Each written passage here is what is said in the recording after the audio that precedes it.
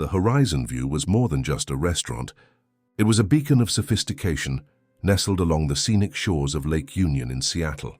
With panoramic views of the city skyline and the shimmering water, the establishment catered to the city's elite and tourists willing to pay a premium for an unforgettable dining experience. It was a busy Friday evening, and Maya Jenkins, a 28-year-old with a weary yet determined face, adjusted the bow tie on her black uniform in the staff mirror. A graduate of the University of Washington's prestigious Foster School of Business, she never imagined her diploma would end up in a drawer while she waited tables to make ends meet. Another shift, another day, she muttered to herself, pushing back a stray curl from her carefully tied bun. "Talking to yourself again, Maya?" Liam, her co-worker, walked in with a grin. "They say that's the first sign of madness," Maya smiled back. "Or sanity, depending on the day. Ready for it? Fridays are always wild. And I heard that the real estate king is coming in tonight." Maya's stomach tightened. Nathan Black, a mogul known throughout Seattle for his real estate empire and his notoriously difficult temper, was a frequent customer. Every visit meant hours of impossible demands and subtle humiliations. "His table is yours tonight," Liam added with a sympathetic look. "Of course it is," Maya sighed. "It always is." The manager, Mr. Chen, appeared at the door. "Team, the rush has begun. Maya, Mr. Black has a reservation for 8. He mentioned important clients are joining him, so everything needs to be perfect." Maya nodded professionally. "Don't worry, Mr. Chen, I'll do my best." As she walked to the dining room, Maya's mind drifted to her mother, Mrs. Peterson, who was resting in the small apartment they shared in the Ballard neighborhood. At 62, Mrs. Peterson was battling severe rheumatoid arthritis. Her imported medication was incredibly expensive, and their basic health insurance didn't cover what truly made a difference. It was for her mother that Maya had put her finance dreams on hold. After graduating with honors, she had landed a high-flying job at one of Seattle's top investment firms, quickly rising to a managerial position. The salary was great, enough to provide comfort for her mother. But during a corporate restructuring 3 years ago, Maya was one of the first to be laid off. A political decision, they said. She knew it was because she had stood up for clients when the directive was to squeeze for every last cent. The financial market closed its doors on her after that. Maya sent out over 200 resumes, but her name seemed to have landed on some invisible blacklist. It was Mr. Miller, the owner of Horizon View, who offered her a lifeline when she needed it most. "I don't understand why a business graduate with your resume wants to be a waitress," he had said during her interview, "but I recognize determination when I see it." Mr. Miller, a kind-hearted man with a shock of gray hair, was a rarity in the high-end restaurant industry. He treated his staff with respect, paid above-average wages, and stood up for his team against abusive customers, even if those customers were billionaires like Nathan Black. The restaurant began to fill up as dusk settled over the lake. Golden lights reflected on the water, creating a magical scene visible through the large glass windows. Maya worked the tables with efficiency and grace, memorizing complex orders without a notepad and recommending wines with a knowledge that impressed even the most discerning diners. "How do you know so much about wine?" asked an elegant woman after Maya suggested a Spanish Tempranillo that paired perfectly with her steak. "I studied it on my own," Maya replied with a modest smile, not mentioning she had saved for months to take a sommelier course, believing knowledge was never a waste. At 7:40, Maya felt the air in the restaurant change. Nathan Black had arrived 15 minutes early as always to inspect his table before his guests. Tall with the chiseled look of a man in his late 40s, he wore an Italian suit that probably cost more than Maya's 6-month salary. A touch of gray at his temples gave him an air of distinction that quickly vanished when he opened his mouth. "This table won't do," he announced loudly as Mr. Chen led him to his reserved spot. "It's too close to the kitchen. My guests are important people. I don't want them disturbed by clanging pots or strong smells." Maya watched Mr. Miller approach calmly. "Good evening, Mr. Black. I can offer the table by the window. It has the best view of the lake." Nathan looked around like a king surveying his kingdom. "That table is already taken. I can arrange a swap. I'm sure the other customers will understand the situation." Maya admired how Mr. Miller managed to sound respectful while being absolutely firm. 20 minutes and a few complimentary drinks later, the swap was made, and Nathan was inspecting the new table like a general before a battle. "You," he pointed at Maya, "you will be our server tonight." It wasn't a question, and Maya knew it. He always chose her, not because he admired her work, but because he seemed to derive a perverse pleasure from treating her with disdain. "Of course, Mr. Black, it will be a pleasure to serve you and your guests tonight. I hope so. My clients are investors from Silicon Valley. Tonight could land me a $50 million deal for my new development in Bellevue. Any mistake on your part could cost me a lot of money, understood?" "Perfectly, sir." Maya kept her professional smile in place, though she was counting to 10 inside. Nathan adjusted his cufflinks, revealing solid gold ones. "Did you go to college, girl? You look like you went to a good school." The question caught Maya by surprise. It was the first time he had ever shown any interest in her. "Yes, sir. I have a degree in business administration from the University of Washington." Nathan let out a short laugh. "And you ended up waiting tables? Unfair world, isn't it? Well, at least it serves to show young people that a diploma is no guarantee of success. Drive and street smarts are what really count in this world." Maya swallowed the retort she wanted to give. She needed this job. She needed the generous tips that customers like Nathan, for all their faults, usually left. "I will bring the wine list as soon as your guests arrive, sir." As she walked away, Maya felt Nathan's gaze on her back, judgmental and cold as always. Little did he know that 5 years ago, their lives had intersected in a very different way, and that the empire he was so proud of existed in large part thanks to a decision she had made. The next few minutes were the calm before the storm. Maya took a deep breath, mentally preparing for what would be one of the most challenging nights of her life, without imagining that it would also be the beginning of a complete transformation of her destiny. Narrator voice. As she arranged Nathan Black's table, Maya's mind couldn't help but wander back 5 years. Back then, she wore a tailored suit instead of a server's uniform, had her own desk on the 12th floor of the Cascade Bank, and her name was engraved on a golden plaque on the door, Maya Jenkins, Corporate Relationship Manager. It was on a rainy May afternoon that Nathan Black first walked into her office. Unlike the arrogant man who now awaited his guests at Horizon View, that Nathan had deep circles under his eyes and hands that trembled slightly as he handed over documents. "Miss Jenkins, I'm here as a last resort," he had said, his voice stripped of its usual confidence. "All the other bank managers have refused to see me." Maya remembered reading his dossier the night before. Black Holdings was on the brink of bankruptcy, with a debt of almost $2 million to the bank. 3 real estate projects had stalled simultaneously due to the economic downturn, and investors were abandoning ship. "I just need 6 months," Nathan pleaded at that meeting. "I have a new project that's going to take off, but I need time and a little more credit to keep it alive."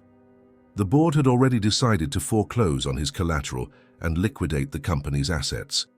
Nathan's case was considered a lost cause, but something in the desperate look of that man and in the innovative projects he presented made Maya believe there was potential there. Against all recommendations, she defended Nathan's case at the credit meeting. She presented analyses, projections, and argued for hours. When all seemed lost, Maya did something unthinkable. She offered to be a partial guarantor for the restructuring loan. "If I'm wrong, I will bear a part of the loss," she declared to the stunned directors.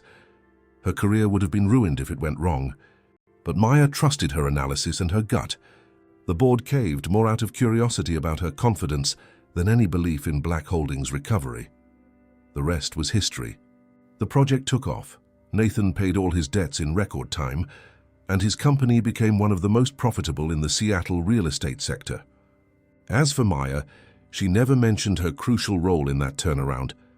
To Nathan, she was probably just another bank employee who processed his papers. A year later, when the bank's restructuring left her unemployed, Maya considered reaching out to Nathan. Maybe he could return the favor, offer her a position in his now thriving company. But her pride stopped her. If he didn't recognize or appreciate her on his own, she wouldn't beg for recognition. "Maya, Mr. Black's guests have arrived." Mr. Chen's voice brought her back to the present.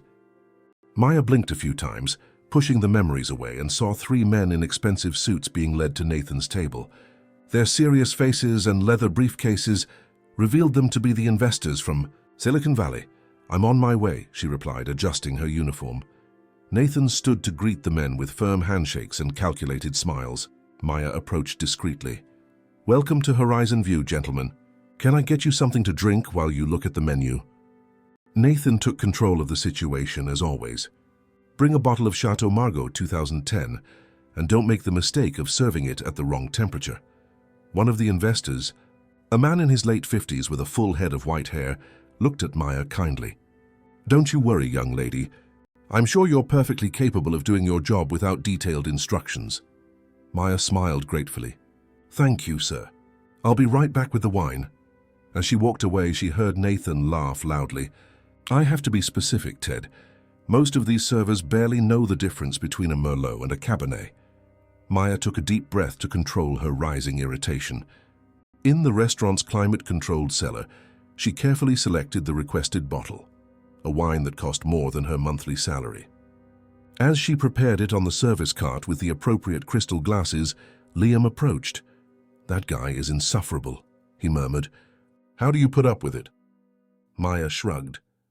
"It's part of the job, and the tips make it worthwhile."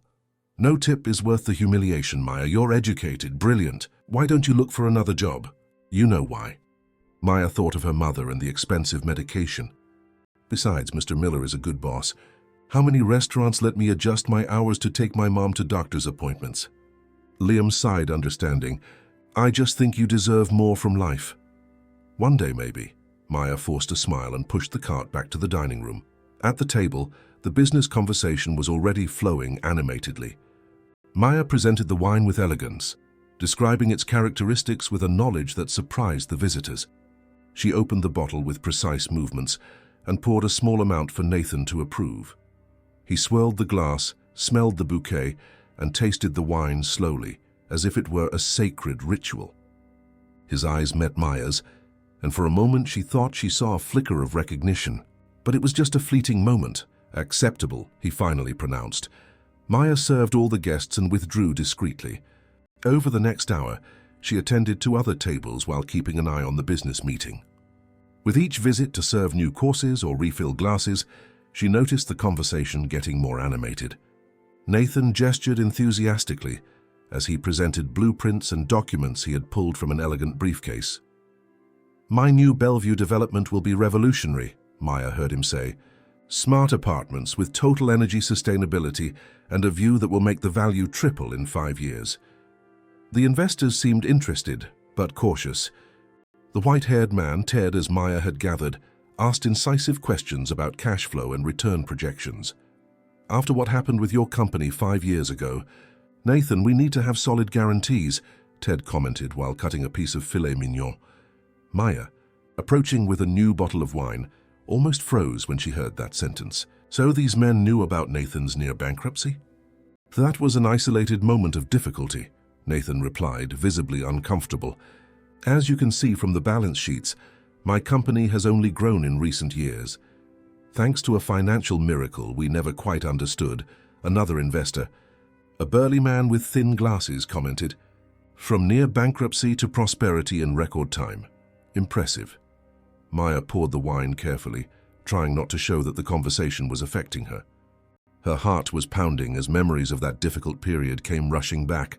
"It wasn't a miracle. It was competence," Nathan asserted with his usual arrogance. "And a bit of luck with the bank, I'll admit. But mainly my business vision." Maya almost dropped the bottle. The luck with the bank had a name, Maya Jenkins.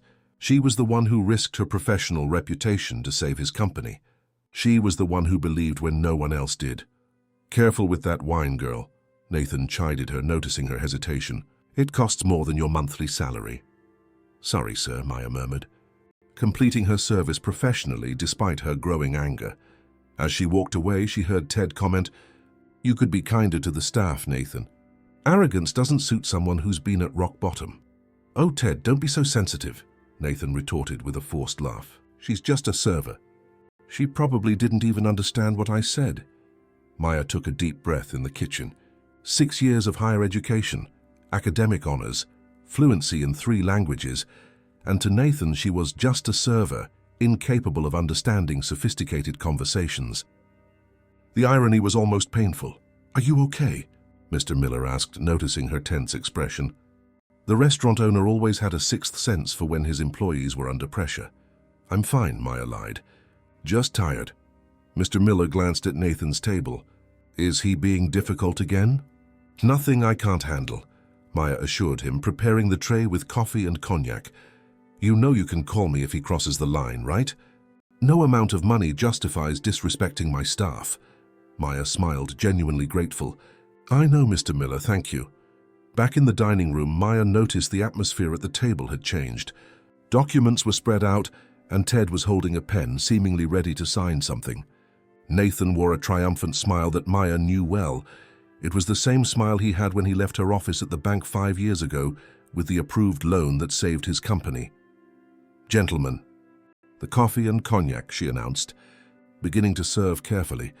"Excellent timing," Nathan commented, visibly pleased. "You've arrived at the perfect moment for us to toast the new Black Skyline Bellevue development." Ted still hadn't signed, but his 2 colleagues were already showing the enthusiasm of people ready to sign contracts. Maya poured the cognac into appropriate glasses and was about to walk away when Nathan stopped her. "Stay a moment," he ordered with an imperious gesture. "I want you to witness the moment we close a $50 million deal." Maya felt uncomfortable, but nodded professionally. It wasn't common for servers to be asked to stay during important business moments, but Nathan clearly wanted an audience for his moment of glory. "Ted."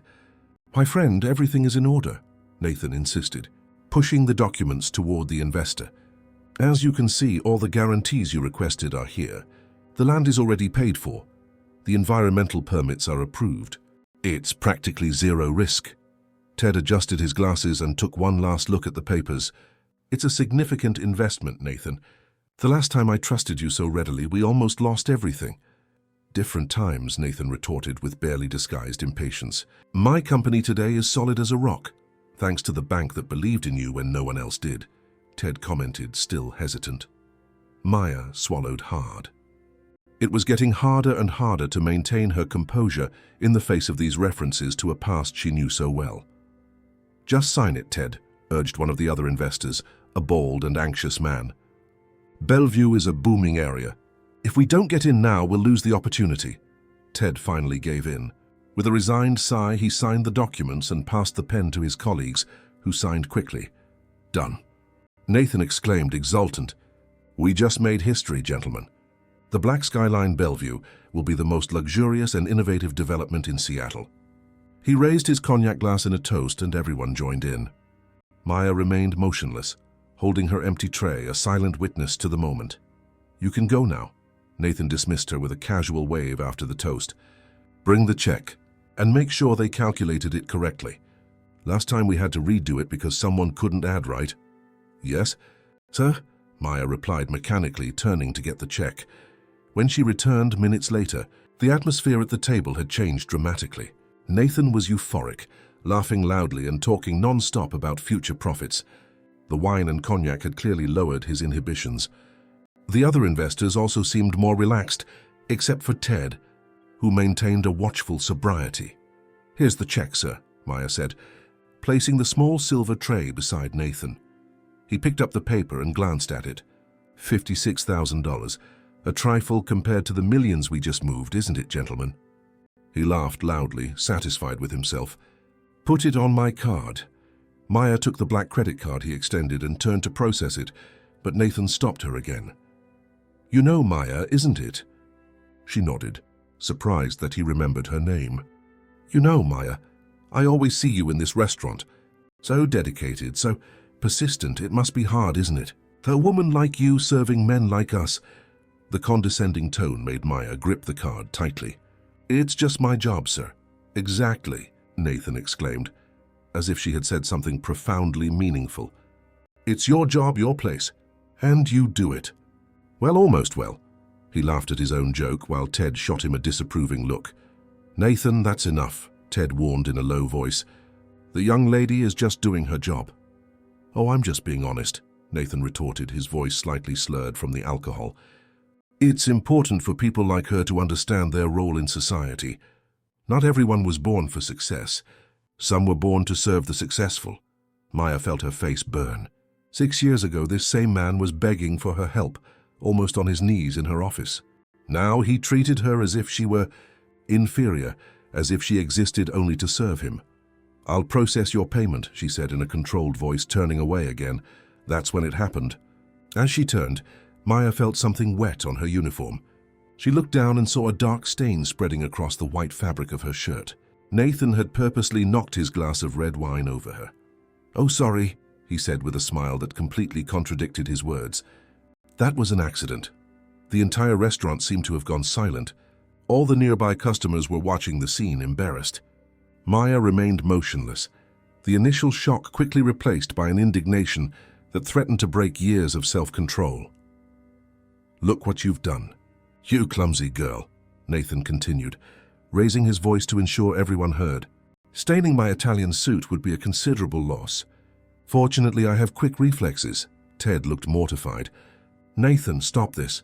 It was clearly you who—" No, Ted," Nathan interrupted, still smiling. "We need to teach a lesson here. Look, the wine is dripping onto the floor. It can't stay like that." A heavy silence fell over the entire restaurant. Maya saw Mr. Miller approaching quickly from across the dining room, but Nathan was faster. He stood up, swaying slightly, and held out a cloth napkin to Maya. "Clean that up," he ordered, his smile now a cruel smirk. "On your knees so you don't make the situation worse." Maya felt as if time had stopped. She looked at the outstretched napkin, at Nathan's arrogant face, and at the wine stain spreading on her uniform. 5 years of memories flashed through her mind in an instant. The sleepless nights analyzing his projects, the tense meeting with the bank's board, the risk she took by believing in someone who was now publicly humiliating her. Ted stood up, visibly disturbed. "This is unacceptable, Nathan. Apologize to the young lady immediately." "Why?" Nathan challenged, still holding out the napkin. "People like her need to know their place." That was the last straw. That sentence, said with so much contempt, broke something inside Maya. Years of education, professionalism, and self-control were momentarily overwhelmed by a need for justice that could no longer be contained. Mr. Miller reached the table at that exact moment. "Mr. Black, I ask you to sit down and calm down. Maya, go change your uniform. I'll take care of this." But Maya didn't move. Instead, she looked directly into Nathan's eyes without fear, without submission. "You really don't remember me, do you?" she asked, with a calmness that contrasted with the internal storm she felt. Nathan frowned, confused. "What are you talking about? You're just the server here." "No," Maya replied, taking a deep breath. 5 years ago, I was much more than that." The silence that followed was so thick it felt palpable. All eyes were fixed on her, awaiting the words that would forever change the course of that night. 5 years ago, Maya continued, her voice gaining firmness with each word, "I wasn't a server. I was a corporate relationship manager at Cascade Bank, 12th floor, office 1207. Nathan's face visibly paled. His arrogant gaze wavered, replaced by a look of confusion that quickly turned into recognition. "You," he stammered, letting the napkin fall to the floor. "Yes, Mr. Black, I was the manager who received you when everyone else refused. When your company was on the brink of bankruptcy, with a debt of almost $2 million, and the bank had decided to foreclose on all your collateral.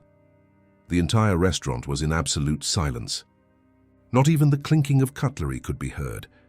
Every customer, every employee, had their eyes fixed on the scene unfolding, the server in the stained uniform confronting the powerful businessman who now seemed to have seen a ghost. "Impossible," Nathan murmured, taking a step back. "The manager who met me It was me," Maya confirmed serenely. "Maya Jenkins, the person who spent 3 sleepless nights analyzing your projects when all the other analysts had already given up. The person who defended your case before the entire bank board." Ted, who was watching the scene with growing interest, intervened. "What is she talking about, Nathan?" Nathan opened his mouth, but no sound came out. He seemed to have completely lost the ability to speak. "Mr. Black didn't tell you that part of the story, did he?" Maya continued, now addressing Ted and the other investors. "When he says he had luck with the bank, What really happened was that an employee risked her own professional reputation to save his company. Mr. Miller approached Maya, gently placing a hand on her shoulder. "Maya, you don't have to do this. You can go change your uniform. I'll handle the situation here." Maya looked at her boss with gratitude. "Thank you, Mr. Miller, but I think this story needs to be told. I've kept it to myself for too long." Turning back to Nathan, who remained paralyzed, she continued. "When the bank's board was about to deny your debt restructuring request for the last time, do you know what I did, Mr. Black?" He made a slight negative head movement, his eyes wide. "I offered to be a partial guarantor for your loan." A murmur of astonishment ran through the restaurant. "A guarantor?" Ted repeated, adjusting his glasses as if it would help him process the information better. "You risked your own assets for him?" "Yes," Maya confirmed. "I believed in his projects when no one else did. I put my career and my financial future on the line because I saw potential where others only saw failure." Nathan finally regained his voice, though it sounded weak and distant. I didn't know. I thought it was Director Smith who—" "Director Smith only signed the papers because I convinced him," Maya interrupted. "I presented detailed analyses, cash flow projections, feasibility studies. I spent weeks poring over your projects, believing they truly had value." A heavy silence fell over the room. Nathan seemed to have aged 10 years in the last few minutes. His arrogant posture had completely disappeared, replaced by an expression of shock and shame. "Why did you never say anything?" he finally asked.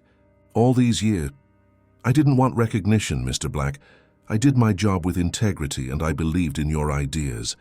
The success of your company after that was thanks to you and your team. I just gave you the opportunity you needed." Ted stood up, looking at Nathan with an expression that mixed surprise and disappointment. "Nathan, is this true? This woman saved your company and you never acknowledged it." Nathan looked increasingly uncomfortable. I really didn't recognize her. It's been years. She looked different with different hair in a different context." "The context doesn't matter," Ted interrupted firmly. "What matters is how you treat people. How you just treated someone who, from what I'm understanding, was fundamental to you being here today, closing a $50 million deal." The other two investors also stood up, visibly embarrassed. One of them, the bald man, shook his head in disapproval. "This isn't how we do business, Nathan. This isn't how we treat people." Maya felt a wave of emotion seeing these powerful men defending her, but she maintained her composure. She wasn't seeking revenge or humiliation, just recognition of her humanity. "Gentlemen, please," she said calmly. "I didn't mean to interrupt your business meeting. I just couldn't accept being treated as someone inferior anymore, especially by someone who once needed help, as much as I needed it one day." Nathan finally seemed to awaken from his state of shock. Slowly, as if each movement required immense effort, he pulled out a chair and sat down. His eyes, once full of arrogance, now reflected a mixture of shame and recognition. "Maya," he began, using her name with respect for the first time. "I truly didn't recognize you, but that's no excuse. The truth is—" He hesitated, clearly uncomfortable with what he was about to admit. "The truth is, I wouldn't have treated you any differently even if I had recognized you, and that is unforgivable." A tense silence hung over the table. Maya didn't expect such a frank admission.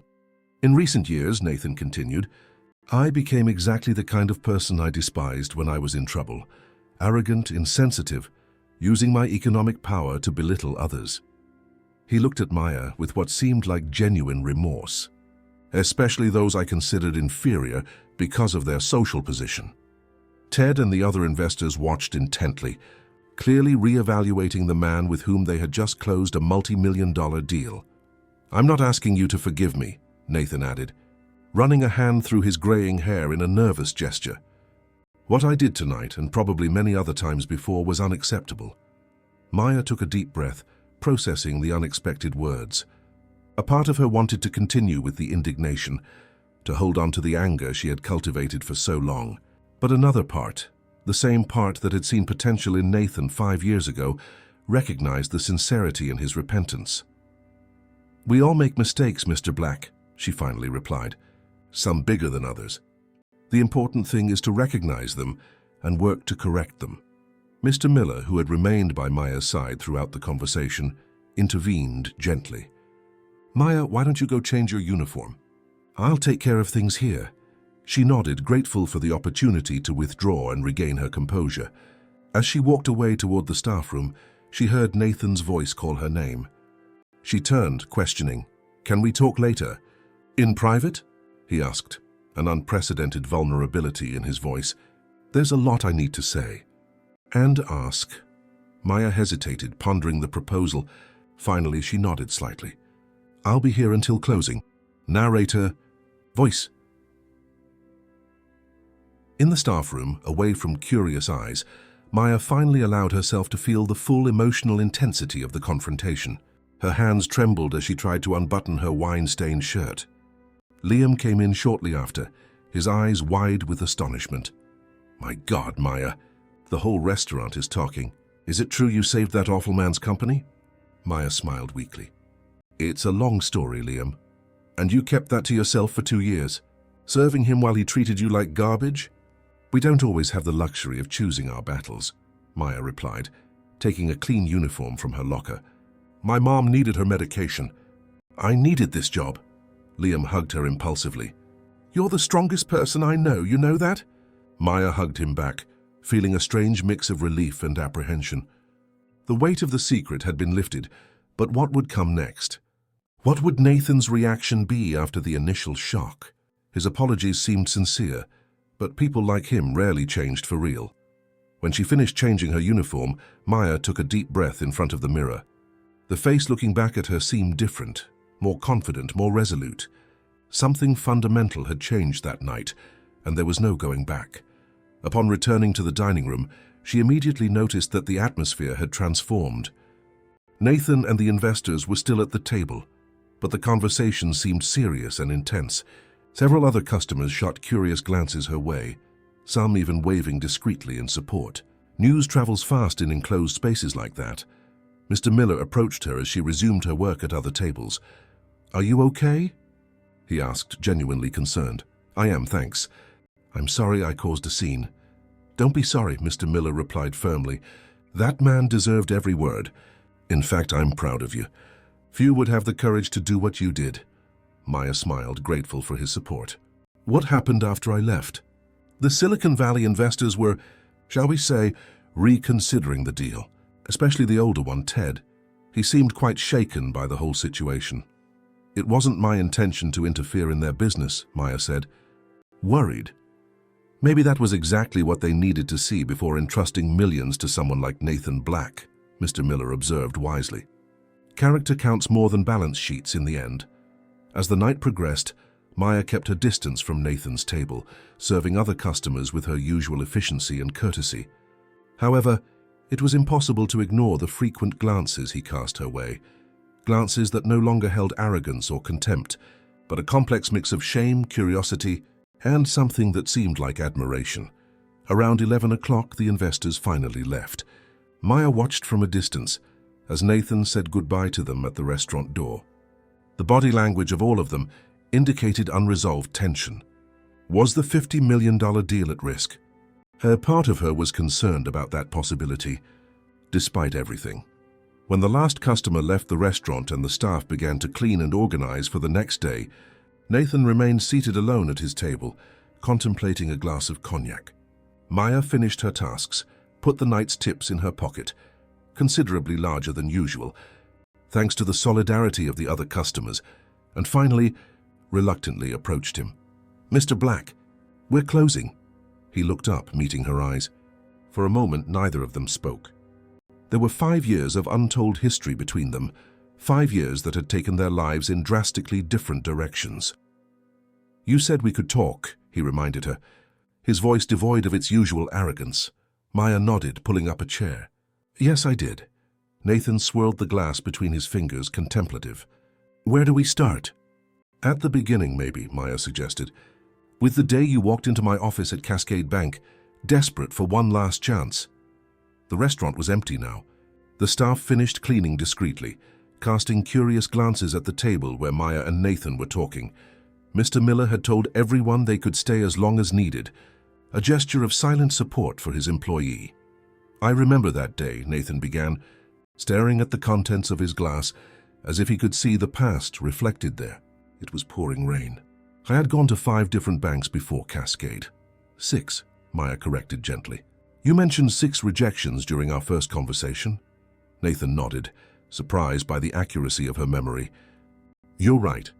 It was 6, and at all of them, I barely got past the front desk. No one wanted to see the bankrupt businessman who had bet everything on projects too ambitious for the country's economic climate. But I did. Yes, you did. Nathan finally looked up to face her. Why? The question hung between them like something tangible. Maya carefully considered her answer. Because I saw something in the preliminary reports that no one else saw. Your projects were visionary, maybe too far ahead of their time, but fundamentally solid.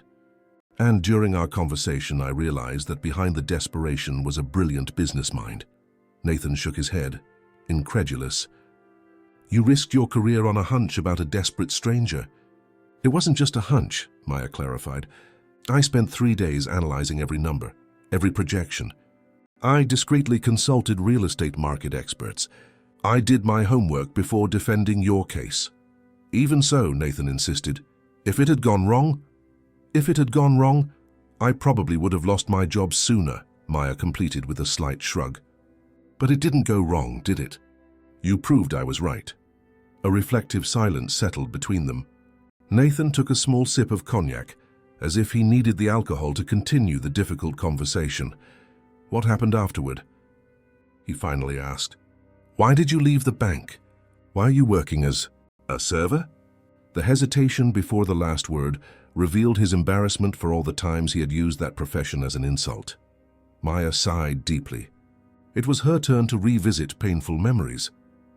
A year after your restructuring, the bank went through a major reorganization. Layoffs, cuts, centralization of operations. Officially, I was a victim of staff reduction. Unofficially, she paused, choosing her words. Unofficially, I had made powerful enemies by defending clients when the order was to squeeze for every last cent.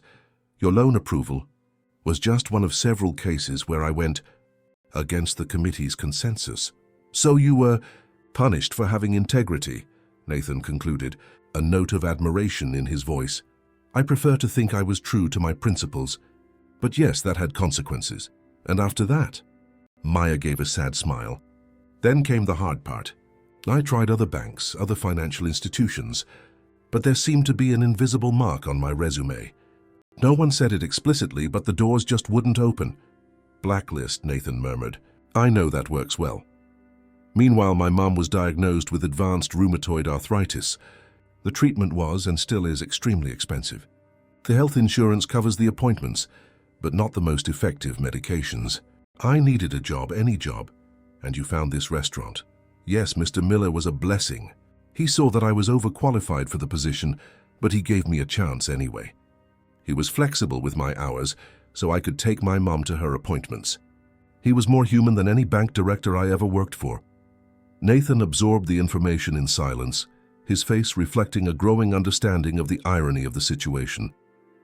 The woman he treated with so much contempt had not only saved his company, but had been punished for her integrity, while he prospered thanks to the risk she took. And all this time, you served me in this restaurant without saying anything, he observed, his voice low. While I treated you in that unforgivable way. Maya didn't answer immediately. What could she say? That it was all okay? It wasn't. That she didn't care. It would be a lie. Why did you never look for me? Nathan suddenly asked. When you lost your job? Why didn't you reach out? I could have helped. It was a question Maya had asked herself many times. Pride, maybe, she finally admitted. Or maybe because I felt that if you didn't recognize or remember me on your own, it wasn't worth humbling myself by asking for help. The words hit Nathan like a physical blow. He closed his eyes briefly, absorbing the impact of that truth. I changed after the success, he confessed, his voice almost a whisper. In the first few years after the company's recovery, I still had the humility of near bankruptcy. I still remembered what it was like to be at rock bottom, begging for a chance. But then the millions started multiplying. The projects won awards. The doors opened. And you became exactly the kind of person you despised when you were in trouble, Maya completed, repeating the words he had said earlier. Exactly. Nathan drank the rest of the cognac in a single gulp, as if seeking courage. You know what's most ironic? This new Bellevue development, which I just negotiated with Ted and the others, is based in large part on that original project you championed 5 years ago. Maya raised her eyebrows, surprised. Really? Yes, the concepts of sustainability, the smart apartments, the integration with the environment, all of that was in the initial projects you analyzed and defended when no one else believed in them. There's just that now the market is ready for them. A small smile appeared on Maya's lips. So I really was right about you. Just too far ahead of my time, as you've always been. Nathan hesitated, then continued with visible effort. Maya, I know I don't deserve your forgiveness. What I did today and many other times before was unforgivable, but I would like to try to make amends in some way for the harm I caused. Maya tilted her head, cautious. What do you have in mind? First, I want you to know that Ted and the other investors conditioned the maintenance of the deal on significant changes in the company's management. In particular, he cleared his throat, visibly uncomfortable, they suggested, in fact they demanded, that I hire someone with a strong ethical sense to oversee the project, someone who could ensure that the company's values would not be lost in the pursuit of profit. And I would like to offer you that position, Executive Vice President of Black Holdings, with a focus on the new Bellevue project. Maya felt as if the ground had been pulled out from under her feet. The offer was so unexpected, so surreal, that for a moment she doubted she had heard correctly. You want me to work for you? No, Maya, Nathan corrected, looking her directly in the eyes. I want you to work with me. As a partner, not a subordinate. Your financial knowledge, your integrity, and your vision are exactly what we need to balance my excessive focus on results. Maya couldn't help but let out a short laugh. Your excessive focus on results, is that what you call arrogance and contempt for others? Nathan had the decency to look embarrassed. I'm trying to change, Maya. Today was a brutal but necessary wake-up call, seeing you there standing up, telling our story. I realized the monster I had become. People don't change overnight, Nathan. No, they don't, he agreed. But they have to start somewhere. And I'm asking you to give me the chance to prove I can be different. That I can go back to being the man who deserved your trust 5 years ago. Maya studied the face of the man in front of her. The arrogance had disappeared, replaced by a vulnerability she had never seen in him. Was it genuine, or just another negotiation tactic? How much? She asked directly. Pardon? How much are you offering for this position? Nathan seemed surprised by the bluntness of the question, but he answered promptly. $30,000 a month plus a share of the project's profits. A company car, premium health insurance that will cover all of your mother's treatments, including the imported medications, and full autonomy to implement ethics and social responsibility programs in the company. It was a tempting offer, more than tempting. It represented not only financial security for Maya and her mother, but also a chance to return to the field she had trained for, in a leadership position. And if it doesn't work out? She asked. If our personalities clash, if you revert to your old habits at the first disagreement, a 2-year contract, with no possibility of dismissal without cause, Nathan proposed immediately, and a substantial severance clause should you decide to leave for proven ethical issues. Maya couldn't help but be impressed by the speed and consistency of the response. He had really thought this through while she was changing her uniform. You're actually serious, she stated. More to herself than to him. I've never been more serious in my entire life. Nathan extended his hand across the table, a gesture of equality that contrasted drastically with the power dynamic that had always characterized their previous interactions. What do you say, Maya Jenkins? Will you give me a second chance, just like you gave me the first one 5 years ago? Maya looked at his outstretched hand, aware that her decision would completely change the course of her life. Part of her wanted to refuse out of principle, to show that not everything could be bought with money. But another part, the practical part, the part that thought about her mother and the real needs they had, recognized the extraordinary opportunity before her. Besides, there was something strangely poetic about the situation. 5 years ago, she had given Nathan a chance no one else would. Now he was offering her the same. "I have one condition," she finally said. "Anything. I want you to institute a program of respect and dignity for all company employees, from the executives to the cleaning staff. Zero tolerance for behavior like what I witnessed today." Nathan nodded without hesitation. "It will be the first initiative we implement together. And I want you to personally come to this restaurant tomorrow, during lunchtime when it's packed, and publicly apologize to Mr. Miller and the entire team for your behavior tonight." This made Nathan swallow hard. Public humiliation was clearly something he wasn't used to. But after a moment of hesitation, he agreed. "I will do it." Then, Maya finally extended her hand and shook his. "I think we have a deal, Mr. Black." The handshake sealed much more than a work contract. It was a new beginning, a second chance for both of them. When their hands separated, something had fundamentally changed in the dynamic between them. "How much time do you need to leave the restaurant?" Nathan asked, already thinking about the practical aspects. Maya smiled, thinking of Mr. Miller and how good he had been to her in the difficult times. 2 weeks at least. I need to give him time to find and train my replacement. I won't leave him in the lurch after everything he did for me." Nathan nodded, impressed by her loyalty. "Of course. We'll use that time to prepare for your arrival. You'll want to get to know the company, the team, the ongoing projects. And the investors from Silicon Valley. Do they really condition the deal on my hiring?" "Ted practically demanded it," Nathan confirmed. "After you left to change your uniform, he gave me an ultimatum. Either I demonstrated a real change in the company's culture, starting by rectifying the injustice with you, or the deal was off." Maya couldn't help but smile. "I like your Ted. He'll be happy to know you've accepted. In fact, he suggested you directly lead the negotiations with them from now on. He said he prefers to deal with someone who has character and dignity." In his own words. The night was drawing to a close, and the staff had finished cleaning. Mr. Miller approached discreetly. "Need anything else? I can leave the keys with you to lock up, Maya." "That won't be necessary, Mr. Miller," she replied, standing up. "We're done, and I have something important to tell you tomorrow." Nathan also stood up, extending his hand to Mr. Miller. "I appreciate your patience tonight, Mr. Miller, and I want you to know that I will be back tomorrow to formally apologize to you and your staff." Mr. Miller shook the offered hand with a noticeable hesitation. "That would be inappropriate." When they left the restaurant, the Seattle night welcomed them with a cool breeze. Maya breathed deeply, feeling the weight of years slowly being lifted from her shoulders. The future, which had once seemed like a long, flat road of difficulties, now presented unexpected turns and new possibilities. "How are you getting home?" Nathan asked, noticing it was past midnight. "By bus. The last one passes on the avenue in 15 minutes. Nathan seemed genuinely shocked. "By bus? At this hour?" Maya smiled at his reaction. "Welcome to the reality of most Americans, Mr. Black. The reality your employees face every day."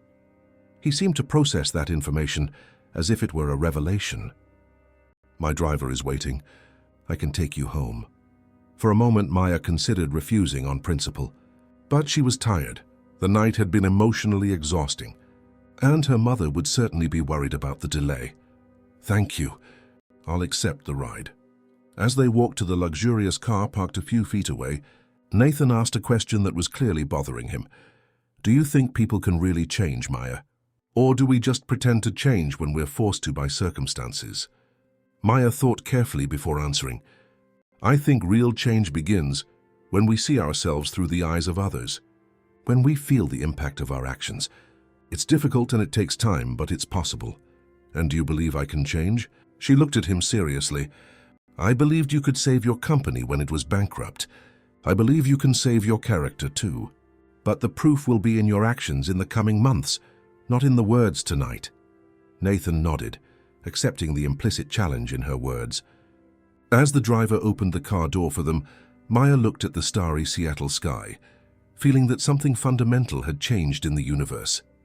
Not just in her life, but in the lives of everyone who was touched by the events of that extraordinary night. The path ahead would be challenging, full of adjustments and lessons. But for the first time in a long time, Maya Jenkins felt she was heading in the right direction, with the wind at her back. Narrator voice. The next 2 weeks passed in a whirlwind for Maya. During the day, She continued at the restaurant, training Liam to take over her position.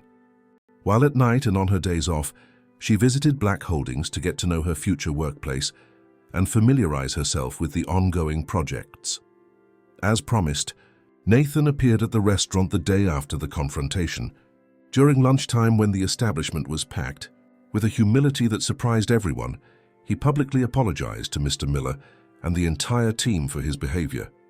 The gesture, clearly difficult for a man used to being revered, did not go unnoticed by the regular customers, who talked about it for days.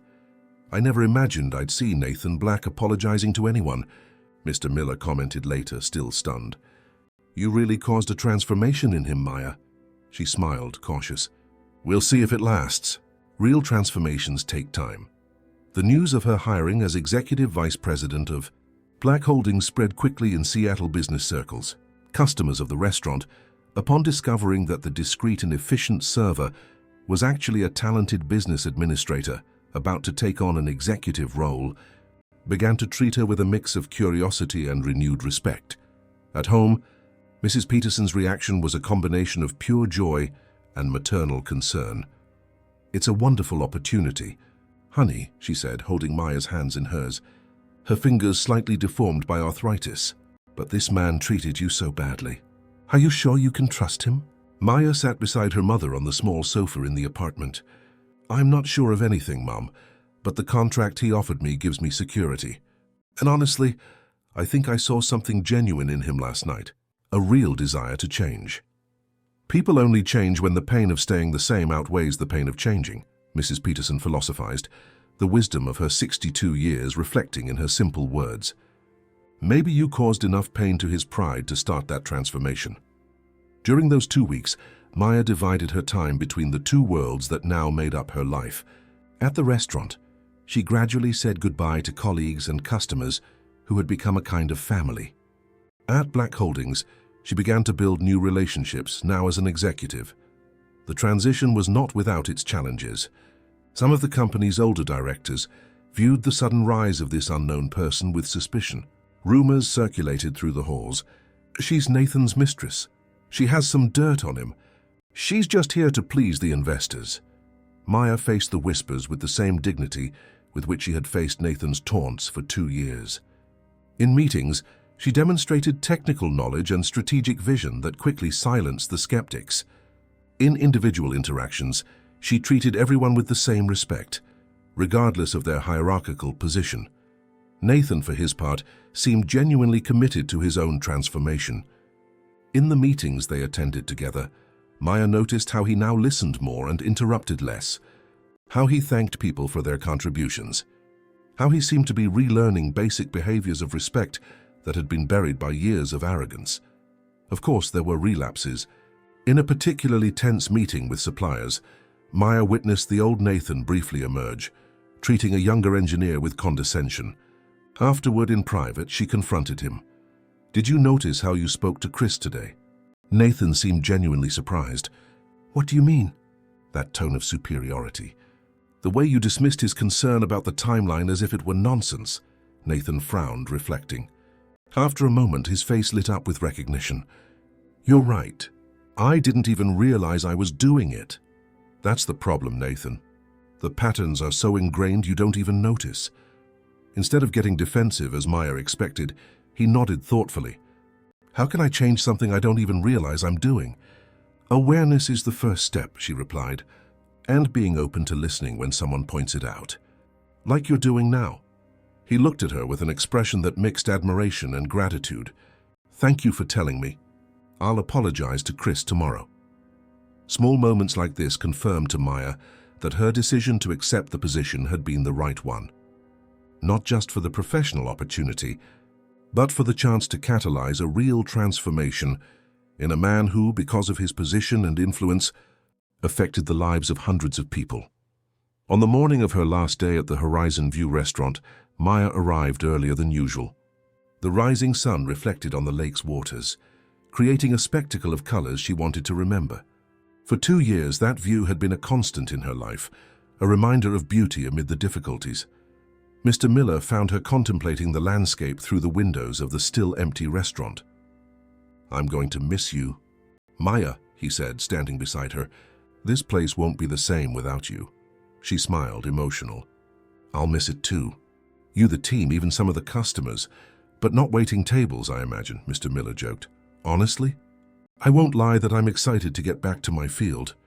But these 2 years taught me lessons no MBA could teach."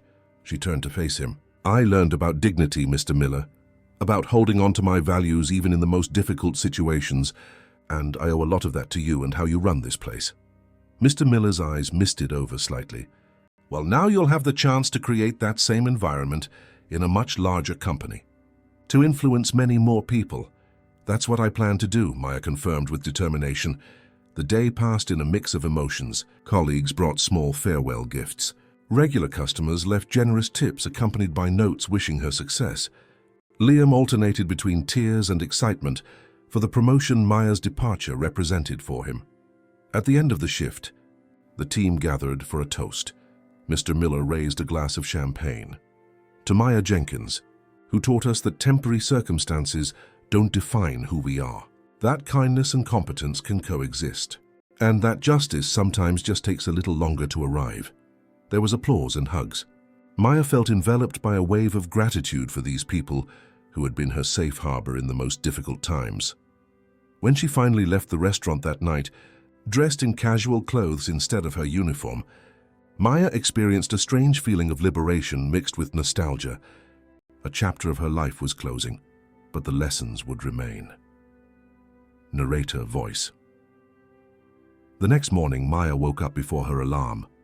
She carefully chose a navy blue suit she had bought especially for the occasion, one of the few luxuries she had allowed herself in recent weeks.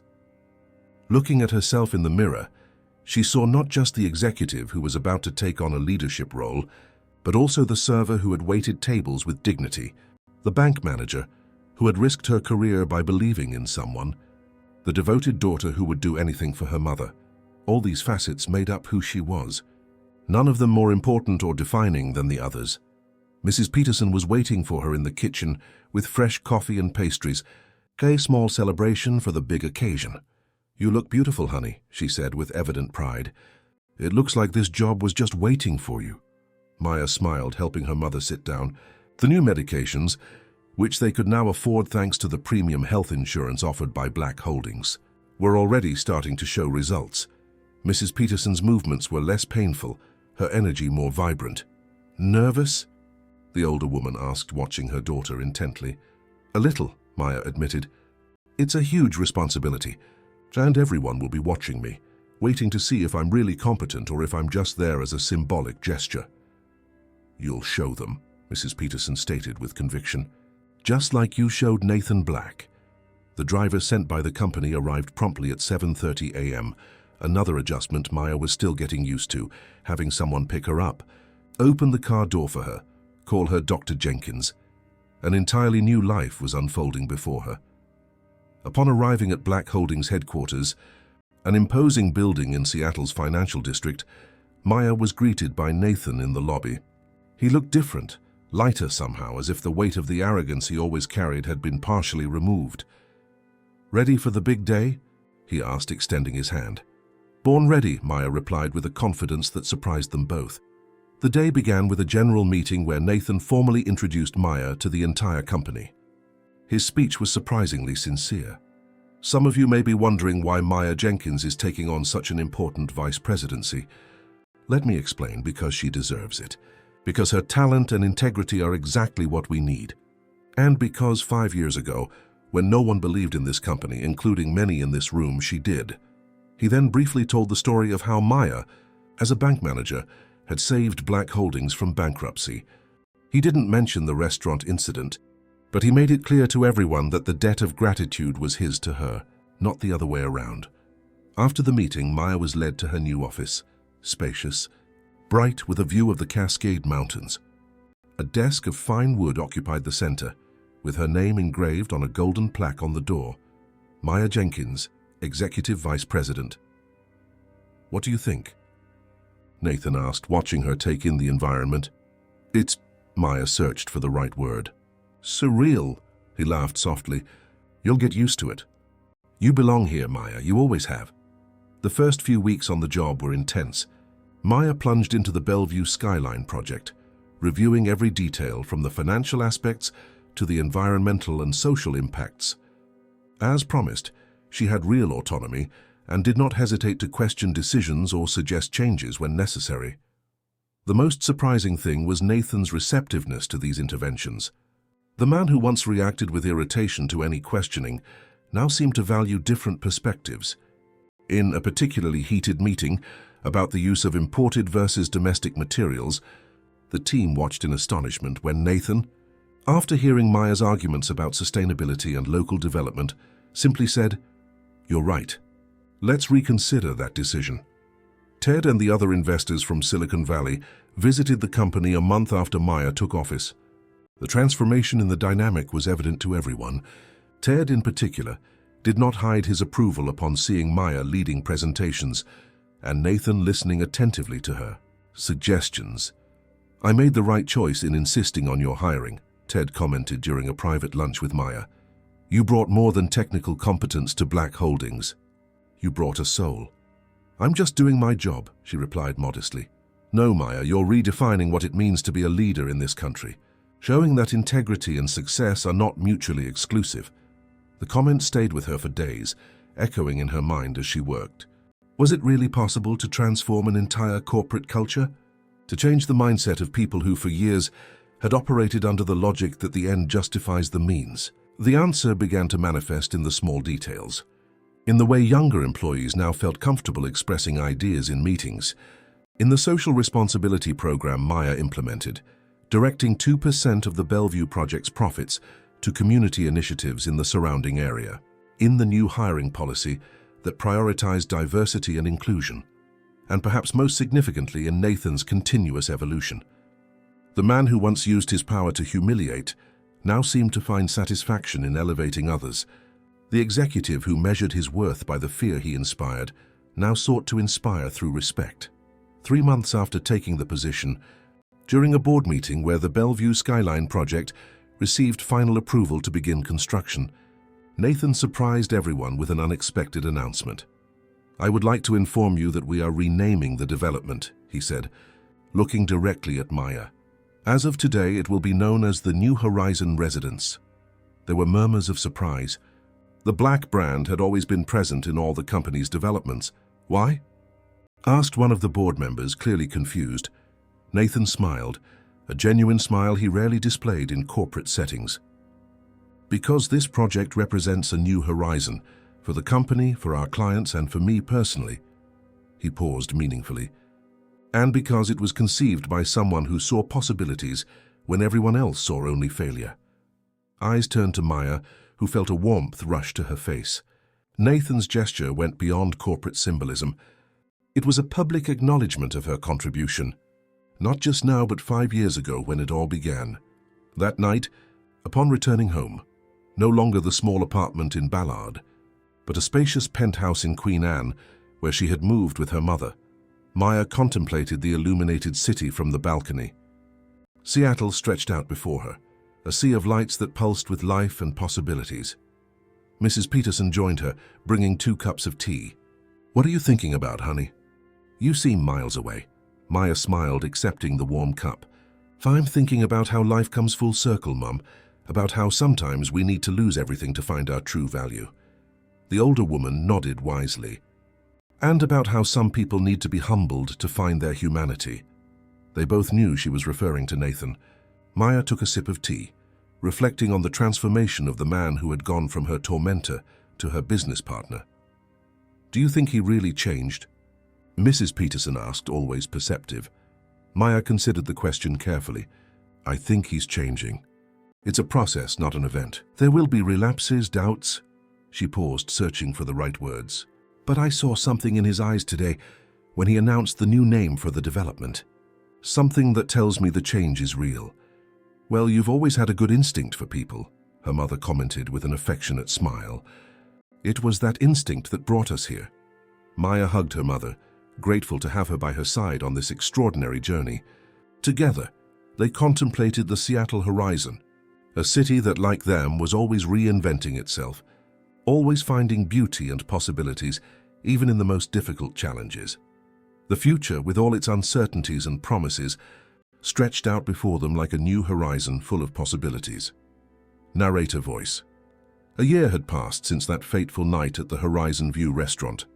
Autumn had returned to Seattle, painting the treetops in shades of gold and red. In Bellevue, the new Horizon residence stood majestically against the blue sky, its elegant and sustainable lines revolutionizing the city's skyline. Maya parked her car in front of the restaurant that had been her workplace for 2 years. She looked different now, her hair shorter in an executive cut that matched the well-tailored suits that were now part of her daily wardrobe. But something essential remained the same, the dignity and kindness in her eyes. Mr. Miller greeted her at the entrance with a warm hug. "It's good to see you, Maya. Or should I say Dr. Jenkins, the most talked-about executive in Seattle." She laughed, accompanying him to the reserved table with a view of the lake. "Please no, Dr. Jenkins, I'm still just Maya." Just Maya, who transformed one of the state's largest developers and is on the cover of Business magazine this month, Mr. Miller teased, pulling out her chair. "I saw the article. The woman who humanized the real estate market. Very impressive." Maya sat down, smiling with a certain embarrassment. The sudden fame still made her uncomfortable.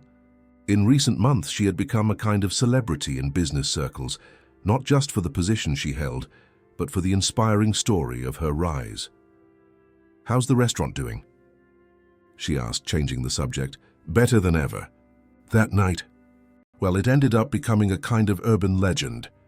The restaurant where the server confronted the millionaire and became an executive. We have reservations weeks in advance now." Maya shook her head, amused. "I'm glad at least the establishment benefited from the drama. And how is Liam? Has he adapted well to my position?" "He's doing a great job. He has his own style, of course, but the customers love him. He always asks about you." As if responding to the mention of his name, Liam appeared, still wearing the front-of-house manager's uniform that had once belonged to Maya. "Maya!" he exclaimed, hugging his friend. "I've missed you." For a few minutes they chatted animatedly, Liam sharing gossip about regular customers and Maya telling stories about her new corporate life. It was comforting to see that, despite the drastic changes, some connections remained intact. When Liam walked away to attend to other customers, Mr. Miller took on a more serious expression. "And how's working with Nathan Black? Is his transformation truly genuine, or just a show for the investors?" It was a question Maya had faced frequently over the past year. Many doubted that Nathan's change in behavior could be sustained in the long term. "It's real," she replied with conviction. "Not perfect, not complete, but real. He still has moments of relapse, moments when the old Nathan emerges, especially under pressure. But the difference is that now he recognizes those moments, apologizes, and actively works to improve." Mr. Miller seemed satisfied with the answer. "And what's it like to work side by side with someone who once publicly humiliated you?" Maya reflected for a moment. "Surprisingly healing for both of us. There's something deeply transformative about watching someone face their own demons, recognize their mistakes, and work to correct them, especially someone who once had so much power and arrogance." The conversation was interrupted by Nathan's arrival. Punctual as always, he walked through the restaurant with a confidence that was no longer mistaken for arrogance. He greeted servers and other staff by name, a habit he had developed over the past year. "Mr. Miller, a pleasure to see you again," he said, extending his hand to the restaurant owner. The handshake between the two men, once formal and tense, now seemed genuinely friendly. "The pleasure is mine, Nathan. You two together always bring good news to Horizon View." Nathan smiled, sitting down at the table. "I hope so. Maya wouldn't tell me why she insisted so much on this lunch. She just said it was important." Maya waited for Mr. Miller to walk away before answering. "Because today marks exactly 1 year." Nathan nodded slowly, immediately understanding the reference. 1 year since the night that changed everything. "It seems appropriate to celebrate here where it all began. Besides," she added, opening her purse and pulling out an elegant folder, "I have something to share with you." Nathan raised his eyebrows, curious. "The third quarter results? We already reviewed those yesterday." "No, something more significant." She slid the folder across the table. "The results of the internal organizational climate survey." Nathan opened the folder, his eyes quickly scanning the graphs and tables. As he read, his expression transitioned from curiosity to surprise and then to a deeper emotion. "This is extraordinary," he finally murmured. The numbers were unequivocal. Employee satisfaction had jumped from 47% to 89% in just 1 year. Reports of workplace harassment had dropped to almost zero. Staff turnover had decreased drastically. Most significantly, 93% of employees stated they felt respected as professionals and as people at the company. "Do you remember my condition for accepting the job?" Maya asked. "The program for respect and dignity for all employees." Nathan nodded, still absorbing the data. "Of course, these are the results, not just numbers on a piece of paper, but transformed lives. People who now go to work without fear, who feel valued, who can contribute their best ideas because they aren't afraid of being humiliated. And all of this in just 1 year," Nathan observed, closing the folder with an almost reverent care. "Yes," Maya confirmed, "but the most impressive thing isn't in the numbers. What could be more impressive? The fact that the change started at the top. With you." She leaned slightly across the table. "Leaders define cultures, Nathan. When a CEO treats people with contempt, that permeates the entire organization. When he shows genuine respect, that also spreads." Nathan took a sip of water, visibly moved. "I never considered the impact of my actions in that way. I treated people poorly because I could, because no one stopped me, because I thought it showed power. And now I understand that true power comes from lifting others up, not from tearing them down." He shook his head, still marveling at the transformation. "It seems so obvious now. How could I have not seen it for so long?" "Privilege blinds," Maya replied simply. "And power distorts our perception." The lunch continued with conversations about business and future projects. The New Horizon residence had been just the beginning.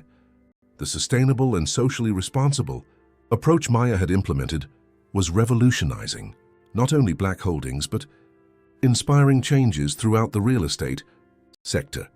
The same competitors who mocked our unnecessary social concerns are now scrambling to imitate our programs, Nathan commented, savoring a trout fillet. "It's funny how financial success changes people's perception of what's necessary." "That's because we showed that ethics and profit are not mutually exclusive," Maya replied. "In fact, more and more consumers and investors are demanding companies that operate with human values." As they talked, Maya couldn't help but reflect on the extraordinary journey that had brought them there. A year ago, they were in diametrically opposed positions. He, the powerful businessman, she, the humiliated server. Now they sat as business partners, collaborators, perhaps even friends, united by a common purpose of transformation. Dessert arrived, brought by Liam with a knowing smile. "On the house," he announced. Mr. Miller insisted. It was an elaborate chocolate lava cake with a red wine sauce, a subtle but unmistakable reference to the incident that had triggered it. Nathan immediately caught the symbolism and laughed. "Your boss has an interesting sense of humor." "Ex-boss," Maya corrected with a smile. "And yes, he always has." After coffee, Nathan surprised Maya with a small package.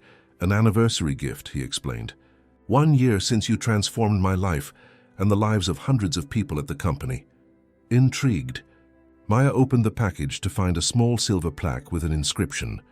"To Maya Jenkins, who taught me that true success is not measured by how high we climb, but by how many people we lift up with us along the way.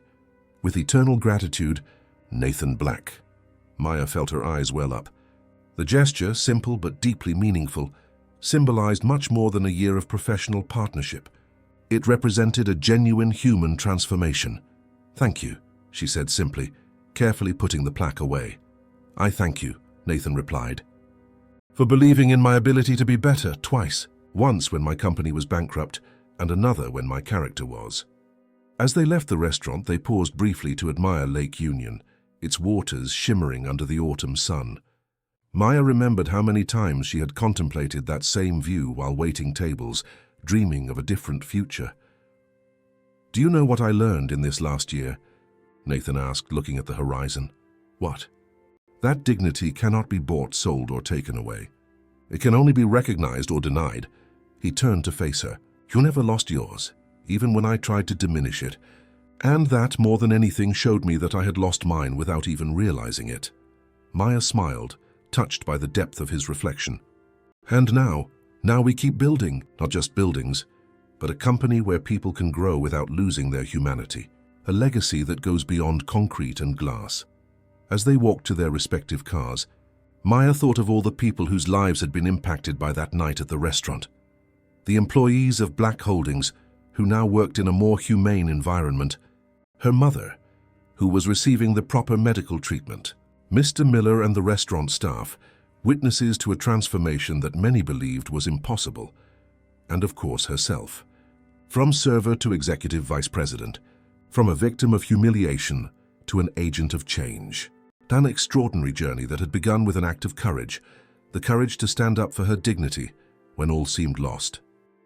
"I'll see you tomorrow at the meeting with the new investors," Nathan asked as they said goodbye. "I'll be there," Maya confirmed.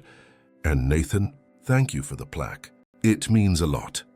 He smiled, a genuine smile that no longer carried traces of his former arrogance. "It's just a small symbol of an unpayable debt." As Nathan walked away, Maya stayed a moment longer, contemplating the lake. The path to here hadn't been easy. There were moments of doubt, moments when she questioned if Nathan's transformation was genuine, moments when the weight of her responsibilities seemed overwhelming. But there was something deeply gratifying about seeing the result of her work, not just in the impressive numbers of the New Horizon residents or the company's record profits, but in the transformed lives, the redefined cultures, the possibilities that were opening up for so many people. On the Seattle horizon, the sun began its gradual descent, painting the sky in shades of orange and pink. Maya smiled to herself. She was exactly where she was supposed to be. Not because fate had willed it, but because she had the courage to stand up and claim her place in the world.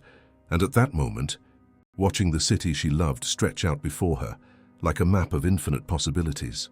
Maya Jenkins knew with certainty, true dignity is never in the positions we hold or the titles we bear, but in how we treat others and ourselves along the way.